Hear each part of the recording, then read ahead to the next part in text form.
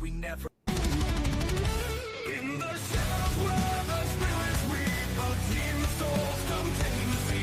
From the bell time they bravely tread the boots on the crowd team. Hello and welcome back to Paranormal NL Podcast, located in Newfoundland and Labrador, Canada. That's right, PNL Podcast for short. I'm your host and founder, Jen Nosworthy. Thank you for tuning in to UPRN, United Public Radio Network, 107.7 FM in New Orleans and 105.3 FM in that Gulf. For tonight's Paranormal Author Special on UPRN, segment number 27, I've got a special guest from Boston, Massachusetts, waiting backstage, who I'll bring on shortly. So grab your favorite beverage and get ready. Paranormal NL Podcast is sponsored by the BOG Team. It's a boots-on-the-ground BOG team doing historical paranormal investigations in Newfoundland, Canada. PNL Podcast believes in supporting international paranormal networking and highlighting global paranormal people, places, and things. If you'd like to be a guest on my show or have a historical or heritage building you'd like investigated in Newfoundland, contact paranormalnl.podcast@gmail.com and follow PNL Podcast and the BOG Team on their Linktree PNL Podcast. Now let's get on with the show. Tonight I have all the way from Boston with me. We've got Sam Baltrusis. Welcome back, Sam. Hey, thanks for having me back. Yeah, Sam, you were on Paranormal NL Podcast Season 2, Episode 141. That was before we were on UPRN. That Awesome. was like right before we were on UPRN. I think I remember that. And we got to give a few shout outs. Hey, we got to give a shout out to, I want to say, I think the person who recommended y'all to me, I want to say it was Beyond the Haunting. When the girls, Leanne Sellenbach and Corrine Carey and Kelly Ireland, they were here and they were on the show Season 2, Episode 125, right? Not too long before you. So tell us a little bit about you for the people across the world who don't know who you are. Tell us a little bit about yourself. Sure. So Sam Baltrusis, author of 18 paranormal-themed books. I've done a lot of television shows, including the one that I was on with Beyond the Haunting called History's Most Haunted. I was super busy. My primary passion is writing books. I like to immerse myself at the locations when I write my books. So I'm known for Ghosts of Salem, Haunts of the Witch City. Currently writing a book on haunted castles of America. So it's called New England's Haunted Castles of New England. And so the books have a primary passion, but the television shows are great because they promote the books. Yes, they do. And you've been in a lot of TV shows, Sam. Do you want to talk about some of them?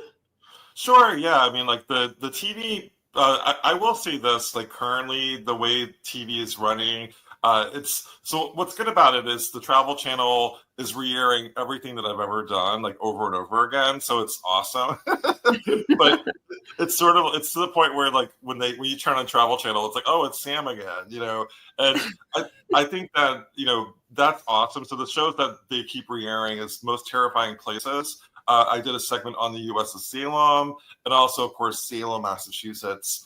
I was on the 100th episode of A Haunting, and I was also a producer on that TV show. And A Haunting is a long-running program that was an hour-long, just like it basically looked at various cases. And mine involved an attachment that nearly killed me from 2016. I've also done Haunted Towns, and that was also in Salem. There was a documentary that I did called House in Between Two, and that was fantastic. I was able to go down and use my abilities as a medium and read the property in down south, and so that was amazing. And many other shows that I'm trying to remember all the different programs. But what's good about the programs, it really does expose people to my books. Yes, you've got a lot of different books. Now, I think you just recently put out one, right? I did, yes. It was Ghosts of Sleepy Hollow, Haunts of the Headless Horseman, and that was so much fun to write. It was, of course, Sleepy Hollow, New York, and right outside of Manhattan, and I actually used to live in New York City, so that was fun, just being able to go back and explore the various hauntings associated with that region. And people may or may not know the story, The Legend of Sleepy Hollow, but it was written by Washington Irving in the 1800s. It became a phenomenon. It was sort of like America's first monster, if you will. And the Headless Horseman, people have reported seeing him, although it's a fictional story. So what I do in my book is I really look at the idea, like why are people like actually having encounters with the Headless Horseman? Because he never existed, and there wasn't a ghost that sort of like inspired the story.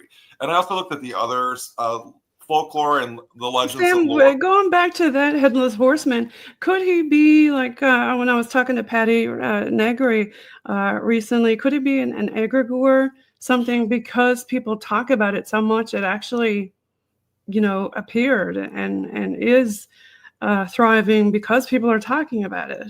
Yeah, that's what the book. That's what I talk about a lot in the book. I talk about that. I do think it's a thought form manifestation, and it's also interesting that the appearances of the Headless Horseman intensified after the story came out. It was sort of their pop culture back in the 1800s. So there were multiple sightings. There was people walking over the Headless Horseman Bridge, carrying a pitcher of beer as they were walking across the bridge, and supposedly the Headless Horseman came by and pushed the guy over the bridge, things like that.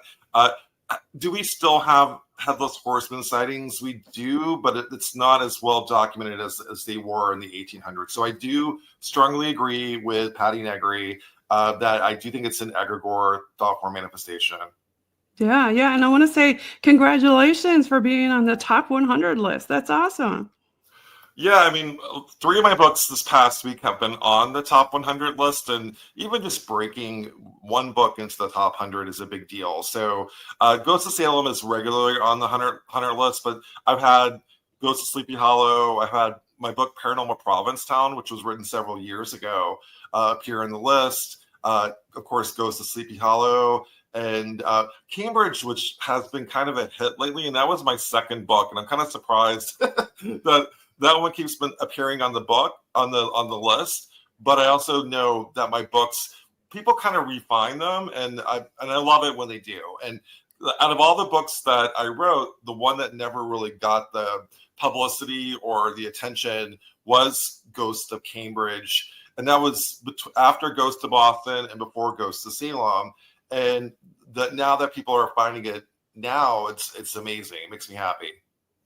Do you want to talk a little bit about, I know we touched on it when you were on the show last time, about something that I guess you could call it keeps following you? Yeah, so I do, and every time I talk about the entity that I basically stalking me, it has a hat, has red glowing eyes. The story goes, and actually was talked about in the show History's Most Haunted, with Beyond the Haunted, and they so it's an ongoing situation. So I work the overnight shift in Salem, and there's a reason why I don't live in Salem. It's because I have this stalker that presented itself. And I was working the overnight shifts. I heard what sounded like someone was like banging on a piece of metal. I go outside to see if someone's breaking into the bookstore next door. I look into the window and I see the man with the hat and the red glowing eyes. And I've actually have seen him before things that happen in my life that are kind of major deals. So I've learned. At first, I was terrified of him, and I remember connecting, looking at him, being terrified, but also being frozen in fear. And he was like, "Can you see me?" And I'm like, "Yes, I can see you." And this was done telepathically. And I have to mention, Sam, I'm going to interrupt to mention, in this picture, behind you stood up with the girls when you were on that show. Remember when you were on with me? I drew your attention something that happened in the background. I was trying to find the actual video, but I think you had to be on a paid platform or something to watch it. But behind y'all, when y'all were talking, a shadow figure flashed past and went in through a wall. And you went back and looked at it, and that's, do you think it might be that? Yeah, I have the video. If you want I'll send it to you from that. But yeah, like after what we were filming the show, a lot was happening around us. including this man with a hat. Like I was saying before, I do feel like that my relationship with this entity is more of a protector, or almost like a crisis apparition, as opposed to something that I'm afraid of. So maybe it was protecting me. But yes, when I rewatched the show, you can clearly see a shadow man or shadow figure dart by behind the ladies from the show, the investigators.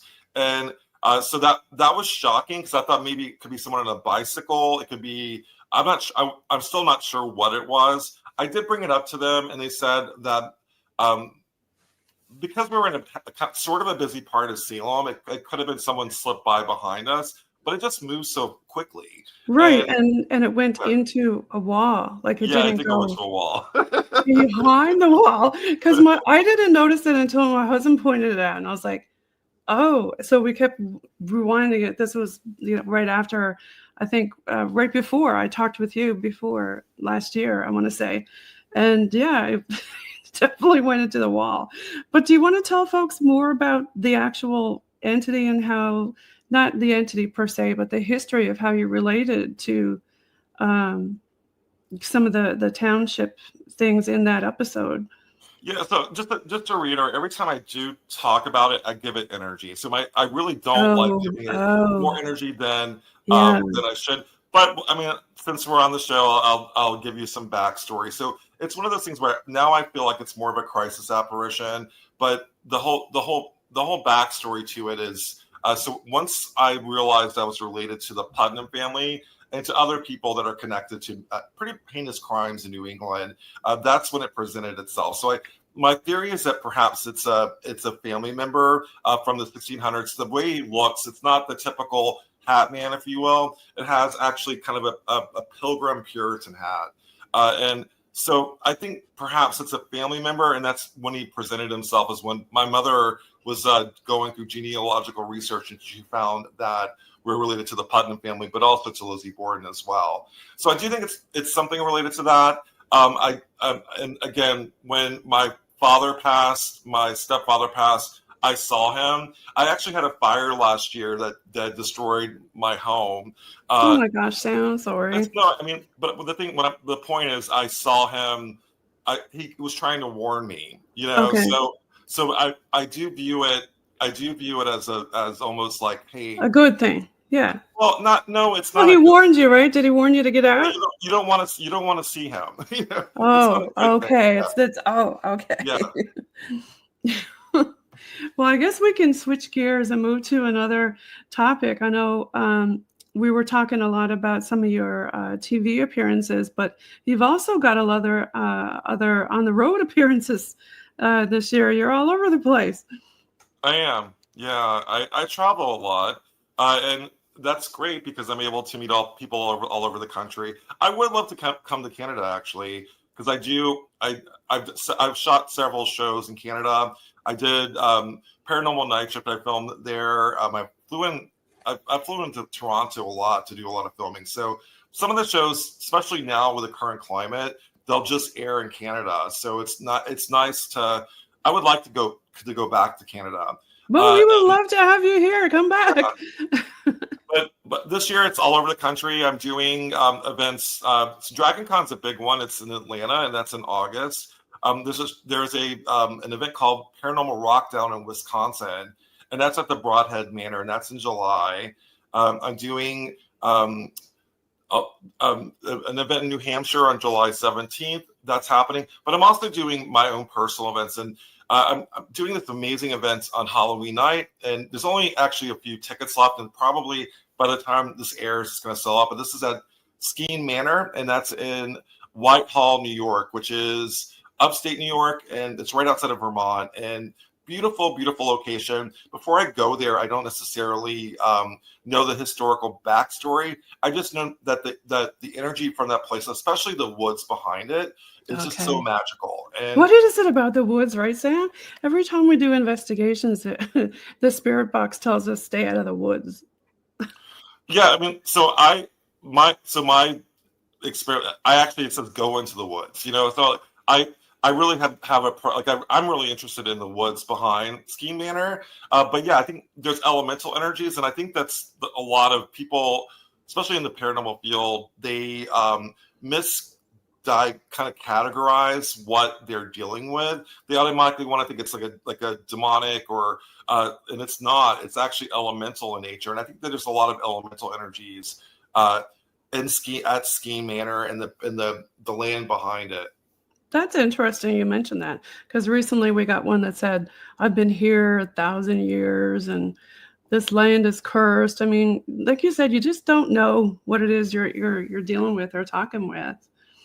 Yeah, And I that, mean, the elementals I think are really misunderstood. I think a lot of the stories, I can name a few where I think it was more elemental, like the Conjuring House. I think that the whole Perron family, the basis of the Conjuring, we know that it wasn't Bathsheba Sherman, but I do think that if you really look at the land, it's stained with blood. There's a lot of backstory there that's related to King Philip's War that could have, there could have been energy on the land back hundreds of years, thousands of years. So I do think what's on the property at Conjuring House is ancient. I think that on the land at the Hinsdale House in New York, same thing. I think it's also ancient. And they tried to do an exorcism on the house for when it was owned by the Dandy family. And I think the reason why it didn't work is because they were trying to use Christian like crosses and that sort of thing. And I think with elemental energies, it's more Native American, right. and you want to be able to, I guess, honor the land and honor them. And if you approach them like that, it's actually a lot less. I think it works in my opinion. If you do like an honoring ceremony, it works with the elemental energies. Yeah, it's good that you mentioned that, because it's always important to honor wherever you're going. And I know that other house that we had up there that looked like a really interesting house. There is another place you're going to, Nightmare Weekend in Chicago in May. Yeah, I'm excited about that. Like, yeah, I'm doing a lot of events that I haven't really done in the past, and Nightmare Weekend is one of them. And that's near and dear to my heart because that's actually where my brothers and sisters are. I have some brothers and sisters in Chicago, and so I'm able to see them since my dad passed. So it's good to reconnect with my family. And also a lot of like Broadhead Manor in Wisconsin, my little brother Joey drives up with his family, and we're able to go while I'm doing the weekend. I'm able to meet with my family. So that Nice. part, Okay. I try my best to be as close to my family as possible. Yeah. Family is always important, 100%. And you got another one here, Spirit Squad Crossing Over. That's in June. Yeah, and that's not an event. That's a group of empaths that I work with, and this is after doing 10 sessions, intensive sessions. So it's not public per se. It's people that when I go to these events across the country, I try my best to find at least one Spirit Squad member, and it's kind of grown to about 60 people. So Spirit Squad is a group of mediums that I mentor, and we investigate together. We have classes, we learn. I bring in guest speakers. It's an amazing group. That looks fun. Yeah. You do all kinds of stuff. Is there one book that you have in particular that you like the most that you wrote? It's really hard to say my favorite book. I mean, the one that had the biggest impact is Goes to Salem, and it's still the one that that does the best. I think the one that I loved writing the most was Goes to Sleepy Hollow. That was a lot of fun to write. I did have to that's when the fire happened right when I was writing that book. So that was difficult. I do feel like that there was something related to that investigation that caused the fire. And it's not the man with the hat. I think it was something else that happened. There was the bronze lady at the Sleepy Hollow Cemetery. And I feel like the whole story is if you disrespect her, something bad will happen. And I thought, yeah, whatever. So we were there taking, my friend April and I were there. She was taking selfies. She didn't ask permission from the bronze lady at the Sleepy Hollow Cemetery. And I go home, and about a month later, and also too, I thought that I dropped one of my stones, one of my crystals at the cemetery, and it actually wasn't. It was her crystal. And so I put it in my pocket. I brought it home with me. So a month later, that's when the fire took place. So I did have the apparition. So the man with the hat, kind of came through the wall the night before the fire, and I'm like, get back! You're not allowed in my house. And I told him to get back, but he was trying to warn me about the fire the following day. So Okay. As I was writing the section on the Bronze Lady, that's when there was a fire right above me. So a gentleman brought in this moped that set off the sprinklers. The sprinklers destroyed everything in my apartment. We're Sam, talking that's so sorry. years and years of research. And then after I lost all my furniture, I had to get all brand new furniture.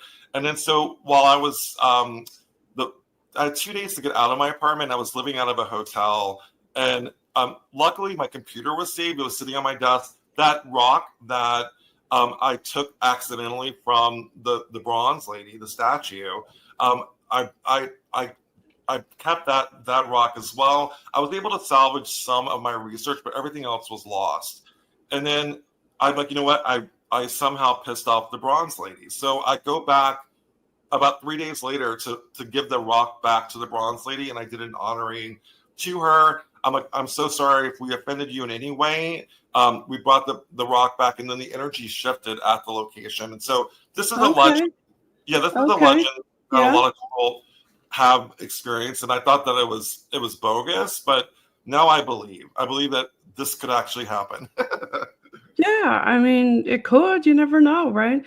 You hear a lot of people talk about, if they go to a haunted location and they take home something that they weren't supposed to, and then something bad happens, then they bring it back and say, oh, sorry, I had this, and I'm giving it back to you because I had too many weird things happen, or, Yeah, I mean, there's a whole it goes back, and this is back to the egregore thought form manifestations.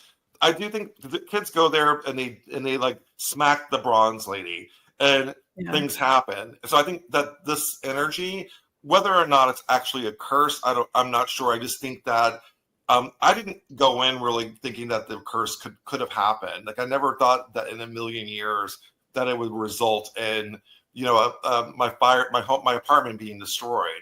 So and usually the things that happen are like kind of silly things, like one. Well, not so silly things, but this woman was in the New York Times, and in the New York Times piece, she said that about a month after disrespecting the Bronze Lady, a tree fell on her Camaro. So that kind of like dates her.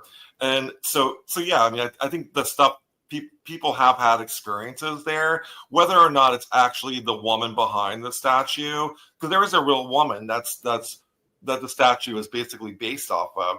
And so yeah, she was looking over her husband, the statue is, and it's been around since I think the 50s or 60s. Okay. Interesting story about that. Tell us more about, I think you were on with Dave Schrader, right? The Shock Docs? Yeah, I did a shock doc with Dave Schrader and Chris Fleming. It was called The Curse of Lizzie Borden, and that was filmed a couple of years ago. It won a gold Telly, which is sort of a top prize in the film, the television industry. It was that was shot during COVID, and so it still was. There was a lot of energy at that property, and the energy. The investigation still is near and dear to my heart. It was probably the most terrifying investigation I've ever done, and it's now on Max. It was originally shot for Discovery Plus and Travel Channel, but because there's issue with Travel Channel not airing original programming, they actually moved it over to Max. So Max is a streaming service that you can still watch that show. Tell us a little bit about your experience there. I know it was pretty terrifying, or emotional, shall we say. Yeah, it was super emotional. So getting back to the family ties, the reason why I was actually brought on as a talking head. And a talking head is where you are an expert in the field. And because of the books that I've written on the Borden case, I was more brought on for that perspective, but also the fact that I did investigate the house for many years. So like I had a lot of experience investigating that location specifically. So my thoughts with the Lizzie Borden house is that I think it's over investigated, and I think that a lot of what we experienced during the investigation was included original ghosts, but also included baggage that's left behind by other investigators. So we go in, Dave Schrader, Chris Fleming. Dave called me in because of my shout out to Dave, right? I'm sorry? I said shout out to Dave. Yeah, Dave's great. And so when Dave called me into the location and he's like, Sam, like we need somebody else here, someone with ties to the family. I walk on set, and I am clairvoyant, and I also started to channel during the session, actually at the spot where the murder of Andrew Borden took place, and I wasn't expecting it. I'm like, Dave, I'm about to channel, and he's like, okay, and he gets his recorder, and so he started recording what happened, and I was actually connecting with Eliza Borden. Eliza Borden is something that is tied to the family, but didn't happen at that house. And I started channeling. She killed her children. So there's a whole supposedly a family curse that's related to the Borden family that we look into in the documentary. Yeah. There's a lot of history there at that place for sure. Is there any other ones in particular that you want to talk about? Any other shows that you're on? I mean, there's so many. There's a lot. Where do we start, right? And you were on this. There's so many different shows. Where do we start, right? There's. We could.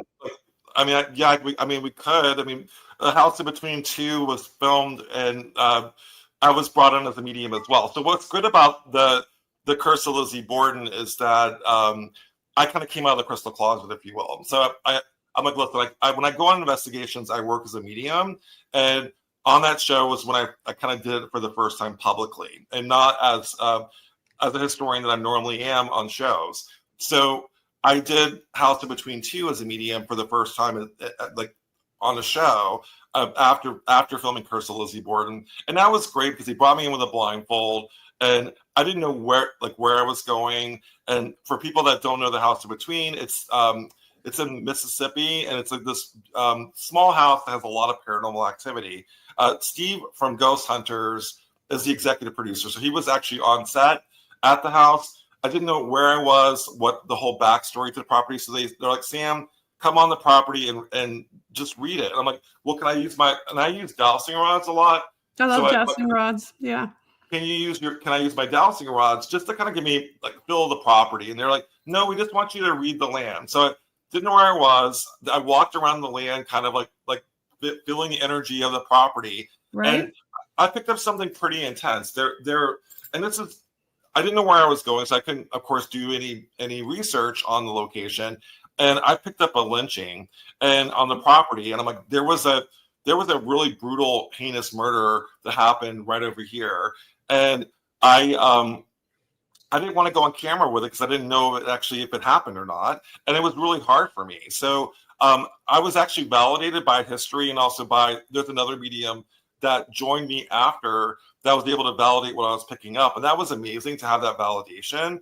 And then on the show, I'm crying because I was so terrified of what if I messed that up? That's such a important piece of history. That's horrifying what happened to the guy. But what if I said this on a TV show and it was wrong? So there was a lot of emotion involved with that case, and the fact that I was able to do it without they wouldn't let me use my dowsing rods. They were like, it's too woo-woo, and I had to kind of go and rely on the land to give me validation. So I'm like, birds, I can't use my dowsing rods, but birds, if I'm onto something, let me know. And you can hear squawking in the background from the animals and the birds to validate what I was picking up. So that was to me that said, Sam, you're good at what you do.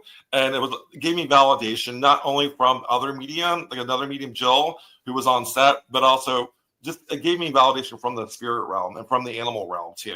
Yeah. Have you ever been told what your spirit animal is, Sam? Yeah, I mean, yeah. I mean, it's one of those things that it's private. But I also feel so. I had something happen where it was presented to me, and I'm like, can you show me what my spirit animal is? And I always thought it was a crow or a raven. That's what I want it to be, but it's actually a rabbit. Rabbit is one of my Yeah. Died animals. So you have multiple animals that are Hmm. associated with you, and also they kind of pop in when you need them. Right. So mine's a white rabbit. Okay, nice. Okay. And it's interesting that you mentioned, the animals when you couldn't use your dowsing rods. And it's great that you could tune into other things because so many people rely on just that one thing. And then when they're not allowed to use it or can't use it, it's great that you were able to do that, right? And use the other things to hone in on what happened there. Yeah, that was the big challenge. The big challenge was to go in again. I could use what I normally use, like dowsing rods, or I mean, even equipment. If we had some sort of like way to validate what I'm picking up, that would have gave me the confidence that I was right. But I didn't have that, so I'm like, what am I going to do? So I'm like, okay, animals of the backyard, can you please validate what I'm picking up? And Alice, who's this lovely lady that owns the property, she was sitting there. You can see her like chin drop when I said what she can. The birds all started kind of like squawking around us. So it was a magical moment, but it was also I'm like I do feel like that I'm in touch with the animals. Like I feel like that they Yeah, responded. they So were there. They were helping you, right? that was great. Yeah. And now I know that I can rely on them if I need them. I love it. Now you were also on, weren't you on with the Boo Brothers and oh gosh, what Fright Club? Yeah, I was brought in as an expert for 2 seasons of Fright Club. That was great. The funny Jack Osbourne and the Ghost Brothers, and that's another show that airs over and over again too. And and then that show was kind of more fun, I guess. But I was brought in as a shadow person expert because I've had a lot of shadow people experiences. So that they showed a clip and then I responded to it, and yeah, that and it was I would say more. Fright Club was the whole thing is like which clip is the most terrifying clip. None of the clips that I represented were ever considered the most terrifying, but I was proud to be able to work as like a mentor for the people that came on the show with their clips. So what's your theory on the shadow people, Sam? And there's so many different theories. People think, they're from another dimension or, they're all evil or everybody's got so many different theories. What's your theory on the shadow people? I think it's different for every case. I mean, I think that I do feel like that some of them are interdimensional. I do think that even getting to the house in between two, there was like a portal. I could actually see shadows kind of coming through the back. And some people think it's actually people trying to manifest. They don't have enough energy to manifest. I do believe in energy, and I do think that shadow people and spirits use energy to be able to manifest, whether or not they're actually humans, trying to manifest, or they're interdimensional entities trying to manifest. It depends on the situation. I do think that some shadow people, like the theory is another theory. And I kind of love this theory. First of all, I don't think they're all bad. I really don't. I think some of them are kind of like my Hat Man, and that's considered a shadow entity, kind of an upper echelon shadow person. I feel like that they can also be crisis apparitions as well. And so I think that they could be like warning you about something about to happen. And Mhm. so in my situation, I don't want to upset him because he's actually has retaliated not toward me, but to other people that I've been with in Salem. So I don't want to upset him, but I also view him, I guess, more with empathy and more sympathetic. So I definitely don't think they're evil. I think they can be, though. I think if you cross them the wrong way, they can really mess you up. Yeah, and some people have theories that they're kind of just observing and they're going through time and that they can go into different places and in time. But you talked about energy. What do you think helps them gain energy when you're thinking about energy? Do you think it's just like water in particular, or how when you're at an investigation and some people say, "Oh, use my energy," it's like, well, that's never a good thing to do. We always try to say, "Well, use the batteries, or use the crystals, or use the water." Or, what do you think? First of all, people that say like use for them to be able to, the spirits to use their energy is a major no-no. I had that happen at the Stanley Hotel in Colorado. The tour guide was like giving the spirits the permission to use the energy. Major no-no. When I first started experiencing the man with the hat, my friend Dana, who I did another show with called Forbidden History, which I forgot to mention that show. And we did an Estes method session, and she was like, "What do you want from Sam?" And it kept saying energy. So it wants my energy, and it's almost like feeding off my energy. So I did a book called Fueled by Fear, and I really feel like energy is, so especially if you have extreme emotions like fear, and I was so afraid of a lot of things, the fear gave it energy. So even talking about it gives it energy, and that's what I mean. Like, it's a sort of like just energy, the emotion that kind of manifests outside of you that it feeds off of. Yeah, so it's never a good idea to invite it. So, like, when you were doing your dowsing rods and stuff, like, when did you start doing dowsing rods? Was it a long time ago? I started doing dowsing rods when I was a tour guide in Salem. I found that while I was giving my tours, I was having experiences that people on my tours were having experiences. And it was just sort of, I mean, my thoughts with dowsing rods especially is I don't really feel like that it's the ghost moving the dowsing rods. I feel like that it's me able to validate myself. So, is there someone in the room that would like to communicate with me? And if it crosses, it's yes for me. And you also want, kind of like a spirit board, you want to close with your dowsing rods as well. So I probably go back about, I would say, like 12 years or so with my dowsing rods, and it's just something that's become kind of like my wand. It's something that I use all the time. I use it for validation. I will say that my original pair that was charged by my good friend, not my good friend, High Priestess, her name's Lori Cabot. She's a big deal in Salem. She actually, she charged the first pair when I did an interview with her years ago. Those actually broke fairly recently, so I had to get new ones made. And it's been kind of an adjustment getting to use these. And these were made in Saratoga, which is like a spiritualism camp. Not Saratoga, spiritualism camp in Florida. Are they copper ones? Oh, it's called Casadega, it's called. Oh, okay. Are yours made out of copper? Yeah, they're made out of copper, but it's all, they're also charged too. There's energy. I was gonna say, yeah. Do you ever feel drained after using them? No, I feel good with my dowsing rods. Other situations where I do feel drained, like especially when I'm in a location and the entities are feeding off my energy, I feel drained from that. But as we kind of alluded to before, I'm always going. I work the overnight shift at a hotel. I write books, like 2 books usually a year. I investigate every weekend. I mean, I'm always going. So it could be just natural being drained, getting older, Well, you've definitely got a lot of books. Do you want to talk about some of your other books? Sure. I mean, yeah. So Ghost of Sleepy Hollow is the most recent one. I have this year. So I'm actually doing, I mentioned before that I immerse myself at locations. So I wrote a book called Ghost that Conquers Colonial Inn.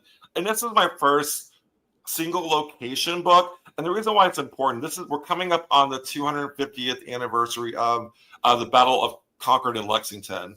And Concord's Colonial Inn is in Concord, Massachusetts. And I actually worked there for 6 months. And that was great. And so I worked there just to immerse myself to the ghost lore. I actually did debunk a lot.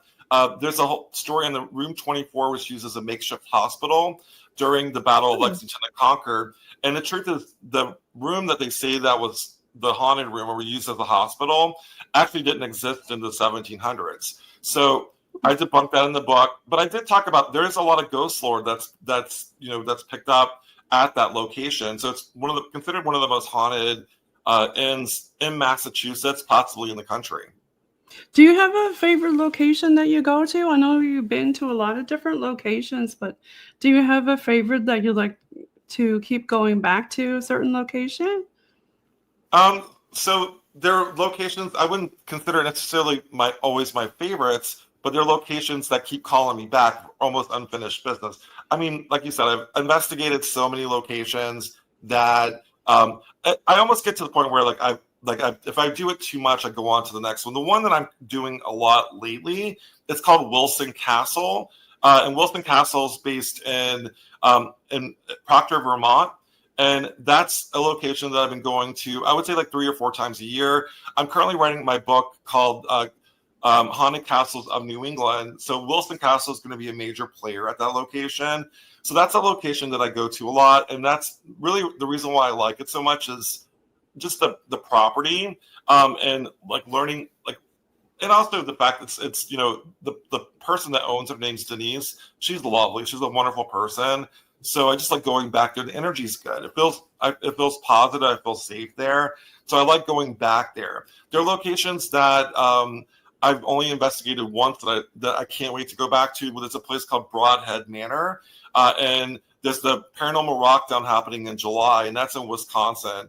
And last year I went there and I had another experience with dragonflies. And so we were doing a drumming circle out on the land to honor the Native American spirits on the land. Nice. And Okay. I was with other two Native Americans, and there were drumming circle, and these really large dragonflies came out of nowhere, and they kind of circled us, almost like they were dancing around us while we were doing the drumming circle. So Nice. that was beautiful. And I want to go back, and I'm not sure if that's going to actually repeat itself. I mean, I hope it does, but that was just such a wonderful experience that I want to go back there. Yeah, I like it when stuff like that happens. Oh, For yeah. sure. Yeah. So what's on your bucket list, Sam, that you haven't done yet? Paranormal wise. Well, I mean, I definitely, the locations that I really want to go to as a paranormal investigator is the Queen Mary. And I'm actually going to California for an event in August this year, and that's amazing. It's on the USS Hornet, and it's right outside of San Francisco. But I'm doing the USS Hornet, which is a bucket list. Alcatraz is a bucket list, so I'm able to do Alcatraz, and also the Queen Mary. So a lot of locations in California. There are locations all over the country. There's a place called Lancaster Castle, and that is in England, and that's I'm obsessed with called the Pendle Witches. So it's a witch trials that happened 80 years before Salem witch trials in 1692. So that was in 1612 that this happened. And so the Pendle Witches, Lancaster Castle, and I would love to go there sometime this year. The Pendle Witches. Are you going to write a book about that one? I would love to juxtapose the Pendle Witches in England versus the Salem witch trials. So, because there's a lot of similarities, there's some differences, but the cases are really similar. Yeah, they are. When you mentioned that one, that's what I thought about was the one that you did with the girls. Yeah, Beyond the Haunting. But yeah, you've got a lot of good pictures in the different locations that you've been. Where is this? This is a really cool. Yeah, it's actually in Salem. There was an exhibit called Stickworks, and it was right outside of the Gardner Pengery House, and actually Hawthorne Hotel was right across the street. So it was a piece of art that looked kind of like primitive and like a nest. So I think I'm coming out of my nest. That actually is right after I had the attachment. So it's almost like a rebirth for me. Like that. So that picture is important to me. It is, yeah. So do you have any other things that happened during your life that really stand out to you that you want to share or anything or any experiences? I'm old, so there's a lot of stuff I can talk about. But I've had so many, a lot of them have been featured on television shows. So, Paranormal Nightshift, the story that I talked about before about seeing the man with the hat for the first time was on a show called Paranormal Nightshift. Things keep on happening. Like I had even the situation where, with the fire, like that's fairly new. That happened this time last year. So the fact that I'm still having paranormal experiences, I will say this, that they have changed a lot. Now that I go in not being afraid, I'm finding that my experiences are less dramatic because I'm not giving them the fear that they were feeding off of. Less stuff, yeah. Yeah. So I've learned to have fewer experiences because of that. I was terrified everywhere I went. for many years. And so I was kind of like the walk through my fear type investigator. And while I was writing Fueled by Fear, I went to the locations I swore I would never go to, like the Conjuring House, like the Hinsdale House. There's a place called the Sally House in Kansas that I went to, and it was just the energy there was off the hook, but I was able to go there. And so now that I've kind of conquered my fears, they're not responding as dramatically. They're like, oh, we basically drained him, so let's go off to the next victim. But my experiences have been less, and I think the whole learning process is something that I guess I'm proud of, that I was able to kind of learn that, even though I was kind of learning it the hard way, but I was able to learn that out in the field, that they were really responding to my energy and responding to my emotional responses. So if I don't give them that fear, then they leave me alone. So fear is fuel for the people listening. Yeah, and hence the name Fueled by Fear, the name of my book. And I have to share that on the screen here. This is the one, right? Yeah, Fueled by Fear. Yeah. So what do you do to protect yourself and not be fueled by fear when you go in? Well, I mean, it's now kind of like a ritual now that I've kind of learned the hard way. So I do a crystal shield of protection, and that's something I learned from my high priestess friend, Dana, who I filmed the show Forbidden History, because we were filming together. We had the Hatman kind of appeared while we were filming, and kind of similar to what happened to History's Most Haunted. And Dana did a crystal shield. So a crystal shield is like a Reiki-based shield, and we do crystal as opposed to white light, because the crystal allows the good energy to come in, and it keeps the bad energy out. And so you do like a Reiki chant, Ura, Shokuryo, Ura, Shokuryo, Ura, Shokuryo, Shakare, Shakare, Shakare. And then you basically do a bubble around you. And I do that every time I go, every location I go to. And I've learned, even if I don't think it's haunted, I still do protection. So everywhere I go, I protect myself. I do have protection stones that I use, and I also do black salt is a big thing for me. Like I'll use black salt when I walk out of a location, and I'll put any of my negative, my energy, I'll leave it there. And I clearly tell the spirits. I was just at the SK Pierce Victoria Mansion this past weekend, and with my group from Spirit Squad, and I'm like, guys, can't follow me home. And you have to say that out loud. Do not follow me home. And it's worked so far. Yes, that's important to do, to tell them, that you're not welcome, in your home. And a lot of people, take it to the max, and they strip down their clothes and everything before they come back into their house. But I actually take up so I did the investigation on Saturday, and I was staying in a hotel that had a bath.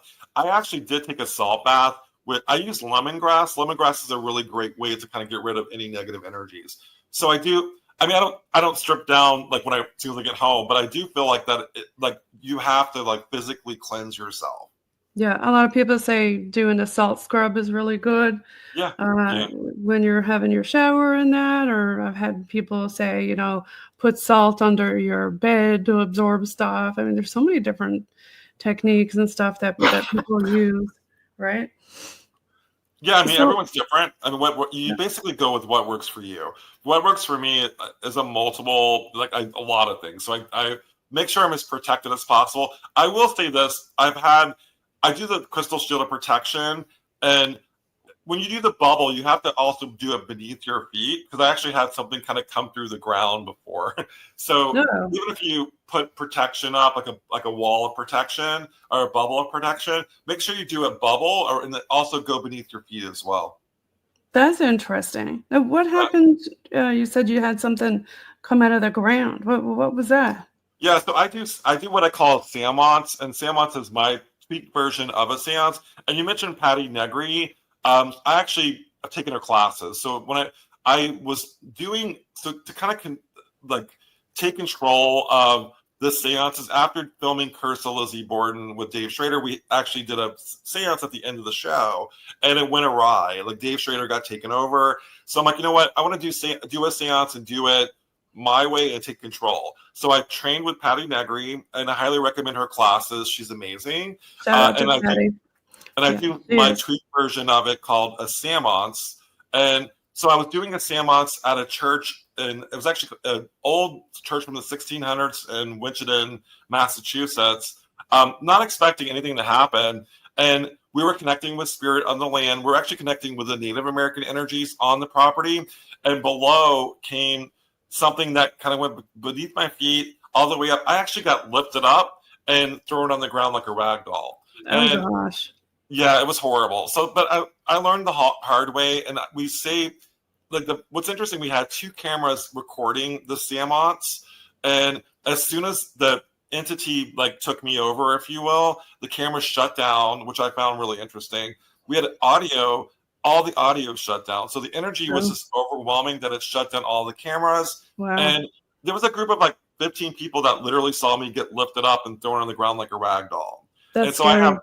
I have friends that saw it, so you know, that's able to kind of like, hey, that actually did happen. But it did change me. It changed me to, like, in the sense that I don't want to put myself in danger anymore. So I kind of toned down. I only do seances when I know that it's a safe location to do it.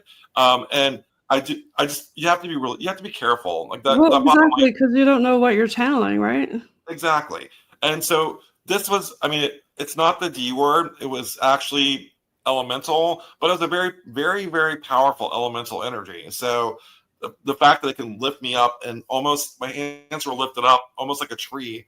People in the room said it looked like it was like a tree monster, and I've never heard or seen anything like that. But I mean, multiple people said that. Interesting. I mean, there's so many different things like spirits and ghosts, and like you said, elementals out there. You just don't know what you're dealing with. So protection is really important. And I hear a lot of people talking about you can go through, the radios and things like that. So sometimes you'll see me saging my radio. I have a friend, Joni Mahan. She's actually picked up stuff from television. I'm like, really? Like, you can pick it up from television? But like, apparently you can. And again, guys, protect yourself. I'm a big believer. Catholic prayer works for me, and so I use Catholic prayer a lot. In fact, like that when I was at my lowest, when I did have an attachment, I did the rosary. My grandmother, who's one of my spirit guides, she was really very super Catholic, and so like using Catholic prayer got me through my darkest period. So you use prayer. I mean, really, it works. It does. It helps. Yeah. Everybody uses their own kind of thing, but there's so many different things that you can use. And like you said, you mentioned Patty earlier. She's awesome. She helps you do that kind of stuff too. But I love that you call it a seance. Yeah, that was something that someone just jokingly said, "Hey, you're doing a seance," and they were kind of being funny. I love that though. Funny. I'm like, oh my god, like that's what I want to call it. Because really, my version is it's more. I would say it's more of like a gallery, so it's more of a kinder, softer version of a seance. But knowing my history, things do happen. So it's like you never know what might show up, right? Yeah, and so.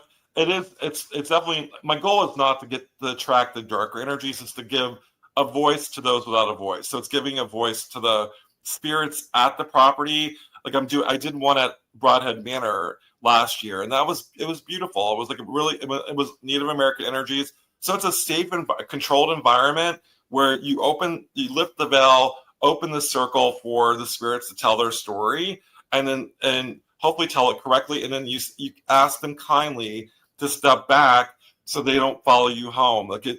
I find if you provoke them, then they will attack you. So you have to kind of treat them like humans and treat them like energies that you respect. Yeah. You don't go into somebody's house and start, cursing and yelling at them. They're gonna kick you in the butt, especially if you're, in a place where you're allowed to bear arms. Well, then watch out, right? The same thing in the ghost world as as above, so below, right? So exactly. So Sam, tell us a little bit about some of your fans. You want to give a shout out to them, where you're going to be at, and some of the places you're going to be? Sure, yeah. So I'm going all over the country this year. So I mentioned a few of them. So so you mentioned the first one that starts on May 3rd. I'm doing I'm also doing the Trebek Clinic Parafest, which is something that new that just popped up, and that's May 17th when that's happening. And then I'm doing a series of every weekend I'm booked for until November of next year. The one that's fairly, in addition to the Trebek Clinic, that's in North Carolina. I'm doing Con Carolinas, which is like a panel intensive at the very end of May. I'm doing Paranormal Rockdown in July.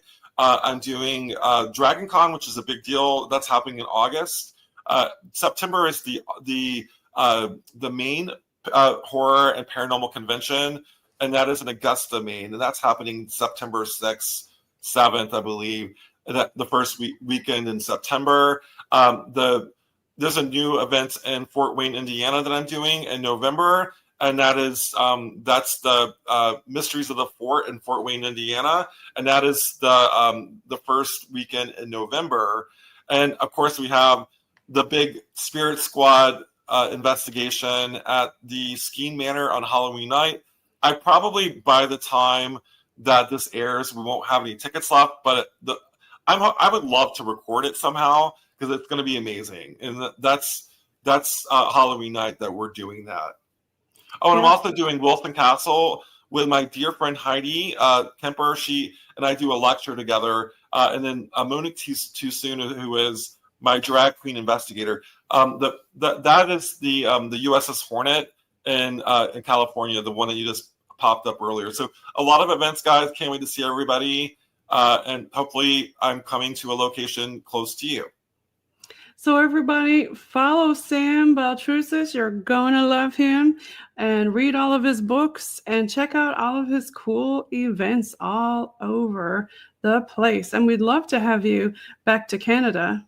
Oh, I would love that. And I'm actually trying my best. There's a convention in Thunder Bay that I would love to go to. Yeah, we would love to have you come and hang out with us Canucks. We got lots of ghostly spirits here you can check out. So absolutely. I'm going to leave y'all with a little bit of Bog Team music from Paranormal NL podcast is sponsored by the Bog Team. And again, you're listening in on UPRN, United Public Radio Network on 107.7 FM in New Orleans and 105.3 on that Gulf Coast.